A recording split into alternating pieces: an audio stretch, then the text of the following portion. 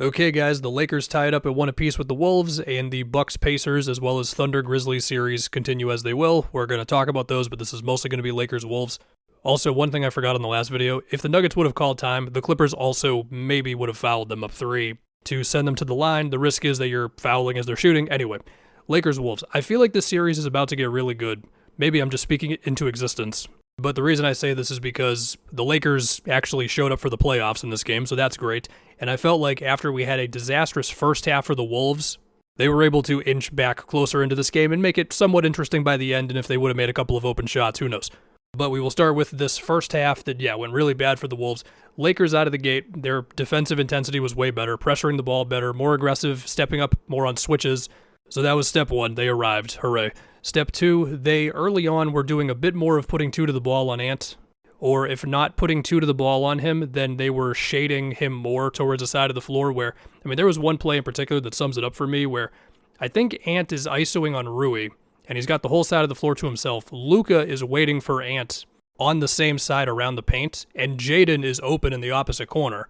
But that pass is much more difficult to make than the passes the Lakers were giving the Wolves in Game 1, which I and many other people have lost their minds on already, where it was, you're just helping off of Naz Reid on the same side. What are you doing? And then also plays where, Gabe Vincent is helping out of the opposite side corner, and then Rui is able to contest Ant at the rim, and he's also kind of wrestling with Gobert at the same time. Stuff like that. Just better defensive everything from the Lakers tonight in that first half, and it really threw the Wolves off. Now, before I go too much into that, I can't ignore this. Dante and Naz Reid picking up as many fouls as they did, as early as they did, was also super rough for the Wolves. Now, for the game overall, the Wolves actually had more free throw attempts, and the Lakers committed more fouls. Even so, that sucked for them. Dante coming back in the game and immediately getting that 4th foul on Austin Reeves, geez, man. Talking about the refs in the playoffs gets very intense, especially when the Lakers are involved. So anyway, we get to the point with the Wolves offense. Oh, and also, they just struggled from 3 tonight. Neither team shot well from 3 or took that many threes, but we then got a stretch where it felt like the only way the Wolves were going to score was Ant and Randall just making tough plays out of simple ISOs or simple screen actions, and that was one of Julius Randle's best playoff games. Just tough physical drives, and in the case of Ant, the Lakers will feel fine with Ant's game. He was 10 for 22 from the field, and it felt like he just didn't play well enough. And in that fourth quarter, it also felt like he just wasn't taking enough shots and not part of the offense enough. I did think he still managed to have some plays where he was really slicing through the Lakers defense for stuff, and so, again, that was about all they could really muster for a stretch. And then we got a bit of a grind in the fourth quarter, where the Wolves have fought back enough. They've made, just enough threes. Dante and Naz have been able to play just enough. I'd have to go back and check how many, but it did feel like Ant was able to find some open shooters on plays, but they just were not making shots tonight. And then it was kind of just a series of dumb things that happened for them. We will talk about the Lakers' offense in a second here, but, Ant losing the ball when LeBron was just coming out of nowhere to take it from him in transition. If LeBron doesn't get that, it's bad news for the Lakers.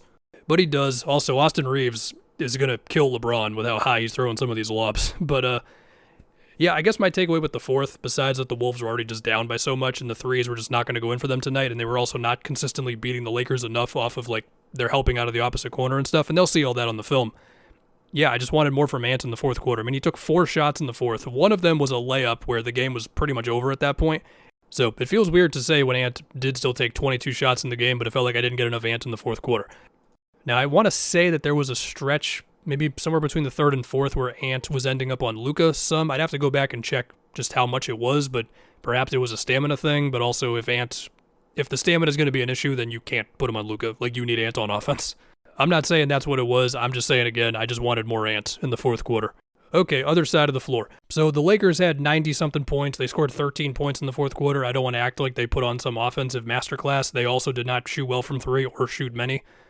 But they at least got a bunch of Luka assists again, which was not the case in Game 1, even if Luka did shoot well in Game 1. And the passes I remember the most were him getting Dorian Finney-Smith a 3 off of a Gobert switch. We did get a series of Luka-Gobert switches in the fourth there, where, by the way, Luka was not torching that every time he got the switch. I remember Rudy getting him to pass out on one. One time Luka tried to draw the foul around the rim. It was nothing. Luka missed one of his step-back threes over Rudy, and it barely hit the rim. He also missed a pull-up, too, with Rudy dropping back on a screen. But then Reeves beat Rudy on a switch. They took Rudy out of the game. Anyway, Luka had this one awesome skip pass that was not actually an assist for him, but he perfectly timed when he was going to throw this bullet to the opposite side of the floor because he knew how the Wolves were going to help, and it made Dorian Finney-Smith open on a drive, and then it became a Gabe Vincent three. That's good stuff. We all know Luka's shot making, but if he gets one assist, that means you're probably not getting the most out of your offense, which is what it was in that first game.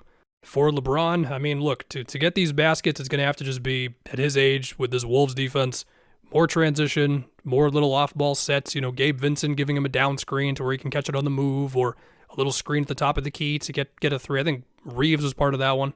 Some catch and shoots off of Luka. LeBron, it felt like he was better in this one. I do think there are still some times of not enough happening, or Luka maybe being a little too fixated on getting the Gobert switch, even if, he's going to convert it sometimes. Reeves beat him on that drive late there. It feels like there might still be something on the table for just really putting Mike Conley in hell. I want to say that LeBron tried to get Conley on a screen in that fourth, and Conley might have hedged and recovered out of it. But yeah, overall, it was a pretty good time. And I feel like now that the Lakers have shown up in this, and the Wolves got past their disastrous first half, and we're going to Minnesota 1-1, I feel like these are going to be some pretty grinded out games here. But now it's going to be on the Wolves to get themselves some more open shots. Okay, let's go to Bucks-Pacers. It just feels like the Bucks can't really guard Indiana. I'm happy to see Dame back. And if Bobby Portis can combine his three-point shooting that was getting kind of interesting there by the end, with Dame just making all the difficult shots that we would expect Dame to make, then perhaps the Bucks can just turn this into an offense versus offense series, which is basically where this game ended up. Then maybe you got something, because otherwise it just feels like, look, if Halliburton gets Brook on a switch, it just feels like the Pacers are always going to get something good out of that. And he's been able to get that way more than I think the Bucks would like. And then they're also just beating the Bucks on some little things where, let's say Dame is trying to scram switch off the ball from the corner, and in that 1 second Halliburton is hitting Nesmith with a skip pass for a three, or Halliburton just kind of blowing by Kuzma when Kuzma thought that Hallie was going to use the screen, set around nearly half court, but he just kept on going straight anyway. And then Nembhard is open for trailing threes, or he's comfortable enough around screens, or Siakam's able to get a mismatch he wants, or Obi's getting wide open off of a screen where I think it was originally like Halliburton and Siakam. Yeah, it's tough. But look, Giannis is going crazy. Bobby Portis couldn't miss a bunch of his jumpers tonight. And if Dame can just hopefully get back to being Dame, then perhaps the Bucks can turn this into a shootout.